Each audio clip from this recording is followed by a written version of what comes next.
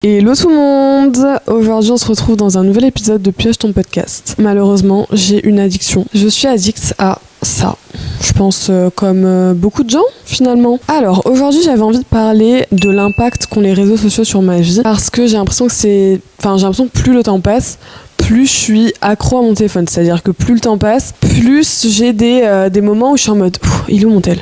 Faut que je check mon tel. J'ai l'impression que les réseaux sociaux sont vraiment devenus de plus en plus omniprésents dans ma vie personnellement, mais en général aussi. J'arrive pas à regarder un film sans checker mon téléphone, j'arrive pas à laisser mon téléphone dans un tiroir toute une journée. Ouais, tout ça, j'arrive pas à me dire ok, je n'ai pas besoin de ce petit objet qui me ruine la vie, mais là, ces derniers temps, ce que je vois le plus sur les réseaux, parce qu'en plus, on est début d'année, donc en ce moment, il y a trop ce truc de vision board, je reprends ma vie en main, rebranding de ma vie et tout, et je vois que ça sur les réseaux sociaux. C'est-à-dire que là, mois de janvier, s'il n'y a pas une vidéo rebranding, morning routine, miracle morning, reprise du sport, vision board, s'il n'y a pas une vidéo de tout ça dans ma journée, je pense qu'il se passe un truc, mon téléphone explose. Je vois que ça. C'est-à-dire que, en fait, personnellement, j'aime bien ce genre de vidéo parce que ça motive d'une part, mais d'un côté, c'est tellement culpabilisant et en fait, je me suis rendu compte que je culpabilisais de fou sur des trucs qui n'ont aucun sens. Surtout sur des choses sur lesquelles je ne culpabilisais jamais avant. Et en fait, ça mindfuck le cerveau. Personnellement, je lis pas mal de livres sur le développement personnel et un livre que j'ai lu ces dernières années, c'est la Miracle Morning. J'ai beaucoup aimé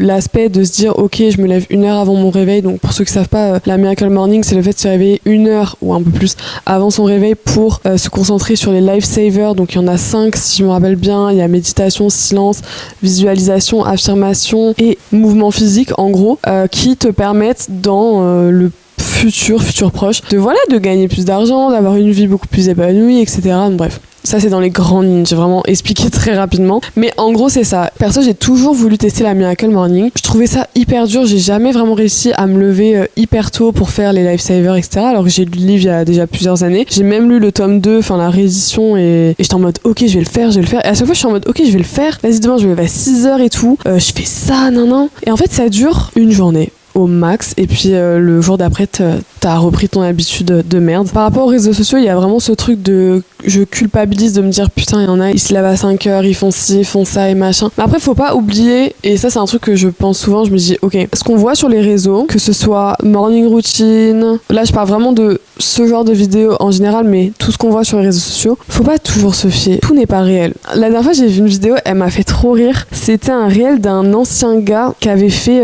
la télé-réalité, mais à l'ancienne, genre les Marseillais ou un truc comme ça, et il avait fait une espèce de morning routine où genre toutes les minutes il faisait une action différente, et il faisait tellement de choses entre genre 5h30 du matin et 6h45 que tout le monde en commentaire on dit mais frérot, tu fais quoi, genre qu'est-ce que tu nous fais là, parce que vraiment c'était pas possible de faire tout ça. Et en tout cas il y a plein de ce contenu là qui est hyper rapide avec les minutes, l'heure, etc. En mode genre elles ont des gosses et tout, et genre réveille le mari, machin, partent à l'école et tout, les crêpes sont prêtes. Waouh, arrêtez de nous faire croire que c'est vrai, que votre vie elle est géniale, parce que c'est faux. Genre le pire, ça fait culpabiliser des gens. Moi perso, ce qui me fait le plus culpabiliser, c'est pas non plus de me dire j'arrive pas à me lever le matin pour aller à la salle de sport, parce que c'est pas ce qui m'intéresse, mais genre c'est le fait de me dire ok, je n'arrive pas à vivre sans ce truc. J'aimerais vraiment pouvoir réussir à me dire ok, mon téléphone c'est secondaire, genre j'en ai pas besoin. Donc déjà il y a quelques années, j'ai arrêté de prendre mon téléphone dès le matin. Ça c'est un truc vraiment, ça me bousillait le cerveau, mais je pense on se rend pas compte. J'ai arrêté de faire ça depuis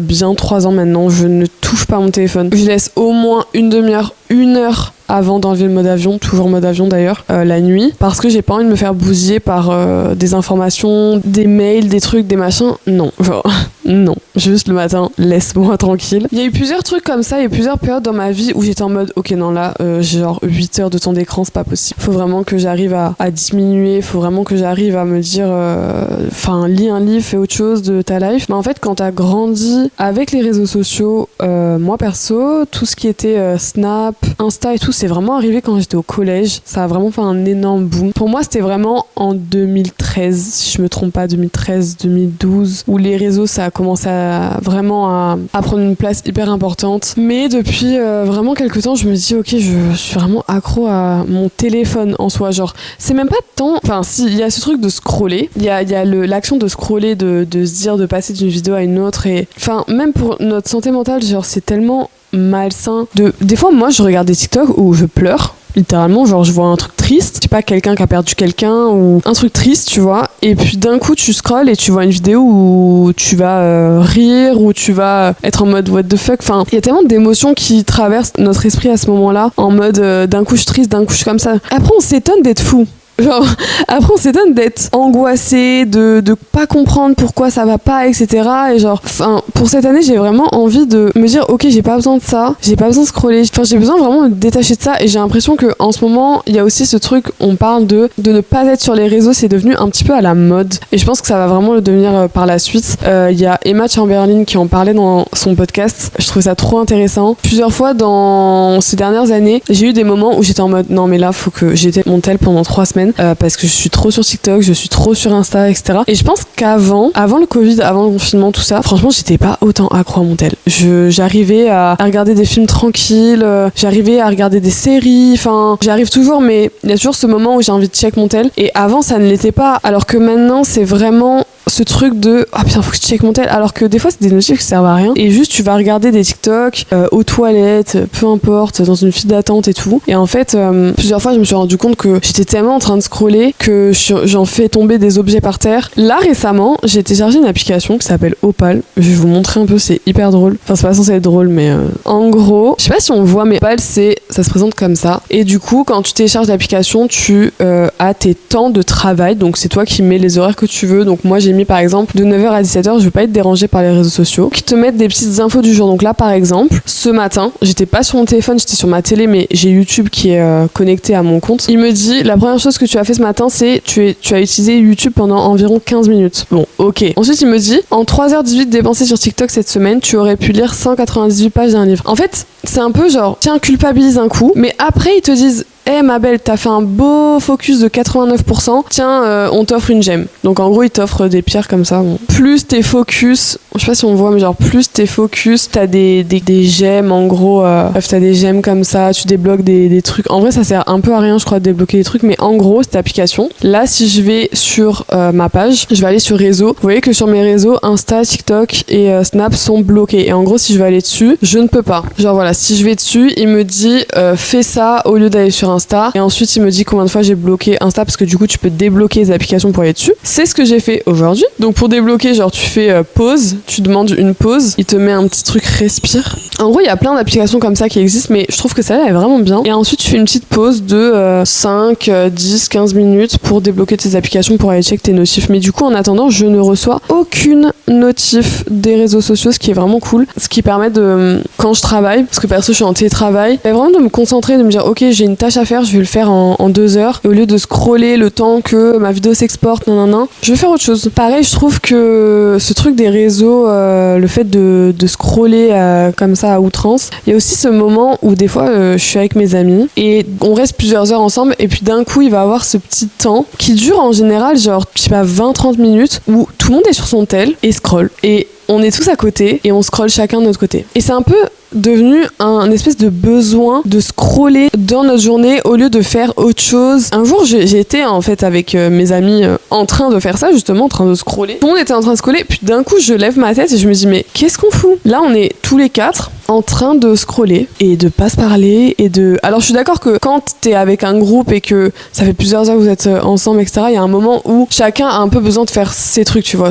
Ça, il y a aucun souci. Mais de se dire, ok, on est vraiment à côté sur le canapé, sur le fauteuil, sur le truc, qu'on est en train de scroller tous, genre what the fuck. Enfin bref, tout ça pour dire que il y a des solutions à l'addiction et honnêtement je suis contente d'avoir l'âge que j'ai aujourd'hui, parce que quand j'étais au lycée, collège, j'avais pas TikTok, j'avais Musical.ly par contre, mais c'était pas autant, franchement c'était trop bien, mais c'était pas autant poussé que TikTok aujourd'hui. Je suis contente, je me dis j'essaye de me contrôler, depuis 1 an j'essaye vraiment de, le dimanche par exemple, ne pas toucher mon téléphone, de le laisser dans un tiroir et de ne pas y toucher toute la journée. Perso, je suis en télétravail, je passe ma journée sur les ordi et en fait on se rend pas compte, j'ai commencé à avoir des maux de tête parce que je passais toute la journée sur l'ordi. Après je rentrais chez moi, je regardais mon tel, après je regardais la télé. Forcément il y a un moment où mes yeux étaient en mode wesh, tu peux nous laisser tranquille. Donc forcément il y a un moment où mes yeux, ma tête était en mode il faut qu'on se calme. il faut qu'on se repose. Viens, on fait un truc hors des écrans. J'admire trop les personnes, j'adore sur YouTube, qui font des vidéos genre 365 jours offline des réseaux sociaux et t'es en mode comment c'est possible? Après, en vrai, il y a plein de solutions. C'est, je pense, une question de discipline, de mental. C'est hyper compliqué de ne pas toucher son tel, de résister, etc. Une drogue, c'est vraiment une drogue parce que t'as ce truc en mode ah, tu vois, ça me gratte les veines, j'ai envie de le prendre et tout, alors que waouh, bien sûr, ça prend du temps, etc. Mais moi, je sais que j'ai repris la lecture. Je lis pas du tout de romans, genre j'aime pas du tout ça, mais je lis beaucoup de livres de développement personnel, j'adore ça. Je sais que ça m'aide vraiment à laisser mon tel de côté. J'aime bien lire le matin perso, plus que le soir. Le matin, vraiment, je me réveille, c'est le premier truc que je fais, je lis. Je suis tellement plus saine et beaucoup moins anxieuse aussi. Ça joue beaucoup avec l'anxiété, le téléphone. Genre de se sentir anxieux et surtout quand t'es stressé, de scroller à outrance comme ça, c'est encore pire. Alors que pour nous, on est en mode ça va me détendre. Au final, ça te stresse encore plus. Donc, ça sert à rien de faire ça. Même si c'est plus facile de le dire que de le faire. Mais bon, les réseaux, c'est bien. Mais d'un côté, il y a ce truc de faut faire attention. Si vous avez des recos ou des astuces de comment ne pas doom scroller, comment arriver à poser son tel pendant 2-3 jours, etc. sans y penser. Je suis hyper curieuse de savoir un petit peu. Je sais que tout le monde a des manières un peu différentes, extrêmes ou pas, de faire ça. Donc si ce podcast vous a plu, n'hésitez pas à liker, commenter, abonnez-vous aussi et on se voit bientôt. Bisous.